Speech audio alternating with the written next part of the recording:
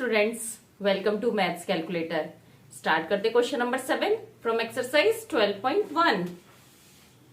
State the number of lines of symmetry for the following figures. अब यहाँ कुछ figures के नाम दिए हैं, हमें ये बताना है कि इस फिगर में कितनी लाइन ऑफ सिमेट्री होंगी। तो फर्स्ट है हमारा इक्विलेटरल ट्रायंगल। तो इक्विलेटरल ट्रायंगल क्या होता है? जिसकी तीनों साइड्स बराबर हों, उस ट्रायंगल को हम बोलते हैं इक्विलेटरल। जैसे ये एक ट्रायंगल है, इसकी सपोज ये साइड 3 सेंटीमीटर है, तो ये भी 3 और ये भी 3 है, तो तीनों 3-3 सेंटीमीटर की है। दैट मीन्स ये इक्विलेटरल है, मतलब नाम से ही पता चल रहा है इक्वल है सारी साइड्स। तो अब देखिए इसमें कितनी लाइन ऑफ सिमेट्री होंगी। सबसे पहले हम इस वर्टेक्स से इससे यहाँ पे परपेंडिकुलर लाइन डालते हुए इसके दो पार्ट्स करते हैं, तो ये पार्ट बिल्कुल एक दूसरे के इक्वल होंगे और मिरर इमेज होंगे। क्यों? ये लाइन इक्वल है और ये लाइन भी इक्वल हो गई, क्योंकि ये 2 पार्ट्स में डिवाइड हो गई। तो फर्स्ट लाइन ऑफ सिमेट्री ये हो गई। इसी तरह से इस वर्टेक्स से इस वाली साइड पे हमने परपेंडिकुलर लाइन डाली, तो ये भी एक लाइन ऑफ सिमेट्री हो गई। इसी तरह से इस तरह से डाली, तब भी ये 2 इक्वल पार्ट में डिवाइड हो गया, तो ये थर्ड लाइन ऑफ सिमेट्री हो गई। तो इसमें कितनी हो गई? इक्विलेटरल ट्रायंगल में 3 लाइंस ऑफ सिमेट्री हो गई। लाइंस ऑफ सिमेट्री मतलब जिससे हम उस फिगर को इक्वली 2 पार्ट्स में डिवाइड करें और एक फिगर दूसरे की एग्जैक्ट मिरर इमेज हो, या अगर हम उसको उस लाइन पे फोल्ड करें तो वो एग्जैक्टली ओवरलैप हो जाए। नेक्स्ट है एन आइसोसेलेस ट्रायंगल।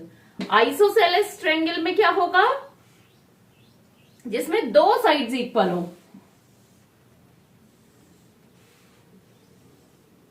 जैसे सपोज ये 4 सेंटीमीटर है, ये 4 सेंटीमीटर है और ये 3 सेंटीमीटर है, मतलब 2 कोई भी साइड्स इक्वल हैं, तो उस ट्रायंगल को हम आइसोसेलेस या आइसोस्केलेस ट्रायंगल बोलेंगे। अब इसमें सबसे पहले ये 2 लाइंस जो इक्वल हैं, तो इसके कॉमन वर्टेक्स से हम जो लाइन इक्वल नहीं है उस पे परपेंडिकुलर लाइन डालते हैं, तो ये इसकी लाइन ऑफ सिमेट्री होगी, क्योंकि ये लाइन इससे ओवरलैप कर जाएगी जब फोल्ड करेंगे, और ये इसके, क्योंकि ये दोनों इक्वल पार्ट्स में डिवाइड होगी। और अगर हम इसमें देखें, हम यहां से भी डालें इसमें सपोज, तो अब बताइए ये वाली लाइन ऑफ सिमेट्री होगी? नहीं होगी। क्यों? क्योंकि जब आप इसको फोल्ड करेंगे तो ये वर्टेक्स इस पे नहीं आएगा, क्योंकि ये 3 सेंटीमीटर की लाइन है और ये 4 की है, तो ये यहीं पे रह जाएगा। दैट मीन्स ये लाइन ऑफ सिमेट्री नहीं होगी। तो इसमें टोटल कितनी हुई लाइन ऑफ सिमेट्री? एक, सिर्फ ये वाली। तो आइसोस्केलेस ट्रायंगल में सिर्फ एक लाइन ऑफ सिमेट्री होगी। नेक्स्ट पार्ट करते हैं स्केलर ट्रायंगल। स्केलर ट्रायंगल क्या होता है? जिसकी तीनों साइड्स अलग अलग हों। जैसे ये 2 है, ये 3, तो ये 4, तीनों ही साइड्स अलग अलग हैं। तो अब सपोज ये एक ट्रायंगल है स्केलर ट्रायंगल, तो अगर आपने इससे नीचे एक परपेंडिकुलर लाइन डाली, तो क्या ये 2 इक्वल पार्ट्स में डिवाइड होगा? अगर ये 2 है, ये 3 है और ये 4 है, तो ये परपेंडिकुलर लाइन इसको 2 पार्ट्स में डिवाइड नहीं कर रही है, और ये भी 2 और 4 है, तो ये किसी भी तरह से इसमें लाइन ऑफ सिमेट्री नहीं बन सकती, क्योंकि इस फिगर को आप कैसे भी फोल्ड करें एक दूसरे पे ओवरलैप नहीं होंगे पार्ट्स। तो इसमें कितनी हो गई लाइन ऑफ सिमेट्री? 0। नेक्स्ट है स्क्वायर। स्क्वायर क्या होता है? एक क्वाड्रिलेटरल जिसकी चारों साइड्स इक्वल हो और सारे एंगल 90 डिग्री पर हो। मतलब इसकी ये साइड 2 है, तो ये भी 2, ये भी 2, ये भी 2, सब इक्वल होंगी और ये सब 90 डिग्री होंगे। तो अब इसमें कितनी लाइन ऑफ सिमेट्री होंगी? इसको आप कैसे फोल्ड कर सकते हैं? ऐसे आपने सिंपल बीच में से फोल्ड करा वर्टिकली या हॉरिजॉन्टली फोल्ड करा। कोई भी आप स्क्वायर पेपर ले लीजिए, उसको आप फोल्ड करते हैं ना कई बार कुछ बनाने के लिए या किसी भी काम के लिए, तो ये दोनों हो गई इसकी लाइन ऑफ सिमेट्री। और कैसे कर सकते हैं? इसको डायगोनल भी फोल्ड कर सकते हैं। तो क्या होगा? ये वाला वर्टेक्स इस पे आ जाएगा और ये लाइन इस लाइन के ऊपर और ये लाइन इस लाइन के ऊपर। इसी तरह से सेम ये वाली डायगोनल भी इसकी लाइन ऑफ सिमेट्री होगी। तो कितने हो गए इसमें line of symmetry? 1 2 3 4 line of symmetry हो गई। 2 डायगोनल्स हो गए, एक वर्टिकल और एक हॉरिजॉन्टल। नेक्स्ट पार्ट करते हैं क्वेश्चन का। अ रेक्टेंगल, ये क्वेश्चन आपके लिए बहुत अच्छा क्वेश्चन है। इससे आपकी सारी शेप्स भी रिवाइज हो रही है कि कौन सी शेप क्या होती है।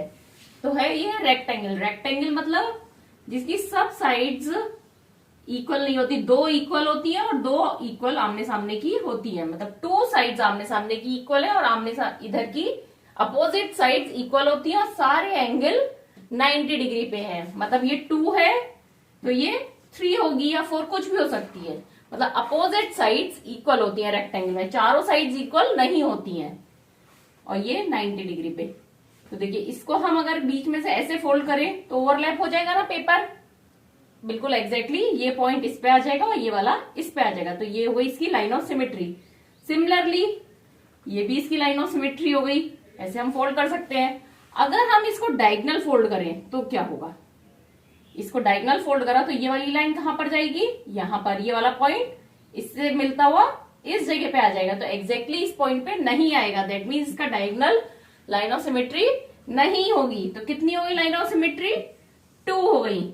और ये आप बहुत इजीली करके देख सकते हैं। कोई भी एक पेपर लीजिए, उसको फोल्ड करके देख लीजिए। नेक्स्ट है अ रोम्बस। रोम्बस क्या होता है, जिसकी चारों साइड्स इक्वल होती हैं बट एंगल 90 डिग्री नहीं होता।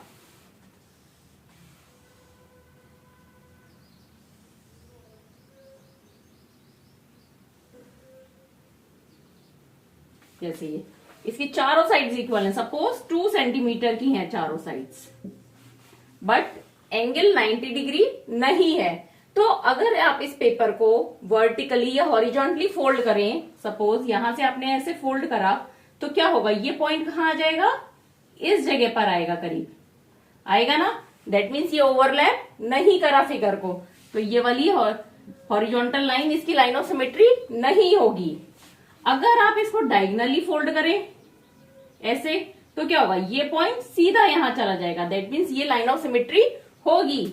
इसी तरह से इसको इस डायगोनल पे फोल्ड करें तब भी क्या होगा, ये वाला पॉइंट इधर आ जाएगा और साइड तो सारी इक्वल है ही। तो दैट मीन्स यहाँ पे क्या होगा, इसके दोनों डायगोनल लाइंस जो है वो लाइन ऑफ सिमेट्री होंगी।